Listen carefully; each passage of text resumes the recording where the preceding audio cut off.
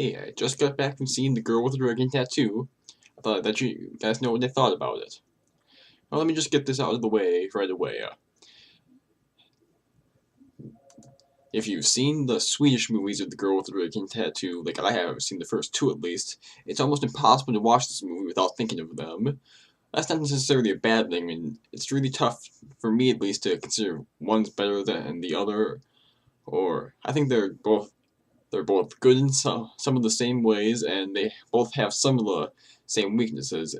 To my way of thinking, just as of right now, at least before I've had the chance to see the Swedish movie again, the movies aren't really better or worse than each other, just different takes on the same material, and that's the way you should see that.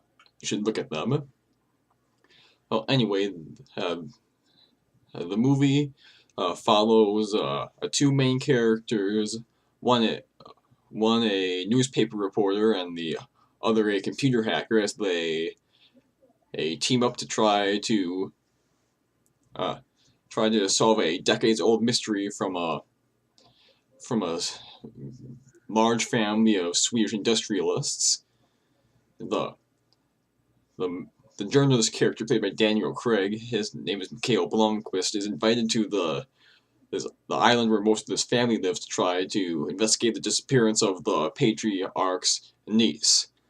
The the patriarch in this case is played by Christopher Plummer, who does a fantastic job. He's really well cast here, and eventually Blomquist enlists the aid of Lisbeth Salander, the girl with the dragon tattoo. She's a computer hacker who works for a private investigating company or something like that, and they actually used her to do a background check on Blomquist, which is how he is able to recruit her to help him solve this mystery, which becomes a very, very complicated plot involving serial killings, business schemes, war crimes. It's just a very complicated plot, and I have to give David Fincher and a very good credit for making it all seem fairly straightforward. And the way this movie moves back and forth in time when they're investigating different clues is very clever, and this is another way that's uh, quite different than in the Swedish version. In the Swedish version, it was very kind of CSI, only much better than any episode of CSI that I've seen, where they saw they looked at the evidence and they just showed it as the different pieces of evidence. Like this would be a photograph concealed on the screen, superimposed in front of the characters. Different computer screens as Lisbeth is hacking into databases and so on and so forth. And in David Fincher's movie, it's more in terms of conventional flashbacks. You know, when he looks at a clue in a piece of paper, and then we see a brief flashback to the past and something there was happening. It's a very very smooth, very stylish look at the same sort of material, and I like that. I mean, it's the same story essentially, but done in very different ways. I mean, even the music's different. In the original movie, it was a very classical orchestral type of score that they used, which I liked a lot. And in this movie, David Fincher is reteamed with Trent Reznor and Atticus Ross. They also won an Oscar last year for when they scored his The Social Network, and they used a similar kind of style of music here, which is quite effective in lots of scenes, if not quite as memorable as the score to The Social Network in my mind. But of course, I don't know much about music, so I wouldn't really trust my own opinion on that. But anyway, aside from the plot, the biggest thing that people are probably going to be watching this movie for is the performance of Lisbeth Salander, the actress who we cast in the part is Rooney Mara.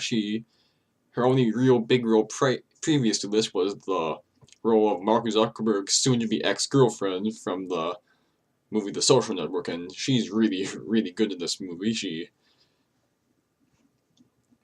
plays this really damaged, really driven, smart character who knows what she wants to do and is willing to go for it, even if it sometimes goes against really what should be her better instincts. And it's really a good performance, a brave performance. She does things there that most actresses might not be willing to do in terms of different terms of violence and sex. I mean, this is a very graphic, very explicit movie. It might be too intense for some people, and it's definitely not for kids. And but still, it's a very good movie.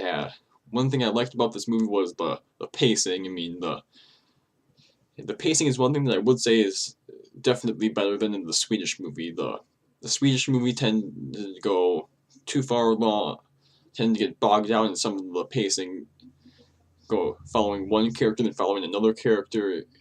But the David Fincher movie does more cross-cutting between the different storylines, so we get a better sense of what everybody's doing at the same time. So that's part that's better, but still, and also there are some parts of the new movie that do just tend to work better just on their own merits, particularly a scene involving the brother of the Christopher Plummer character, who's given not as much of a screen time as in the Swedish movie, but just a way that just makes it easier for the plot to move along. Well, but one thing I have to say about both these movies is that it really gets very complicated near the end when, by all rights, things should be smoothing out, because, you know, that's how these movies tend to work. These sort of stories tend to work, murder mysteries and all that. In the plot gets a lot more complicated right near the end. This is in both the movies, and I couldn't exactly follow what was happening at all points in time, although I did have an idea. And the movie ends at a point where it's not quite that as satisfying as you would expect it to be. That was probably the point that David Fincher was trying to make. Well, anyway, this is a very well made movie. If you like murder mysteries, you like this is sort of a great conspiracy murder mystery. Have elements of the spy genre in it. It's a very well made movie, technically very entertaining movie. If you're up to it, if you like the original Swedish movie, you'll probably like this one too. And it's just a very good movie. If it's your sort of thing, watch it. You'll be glad you did.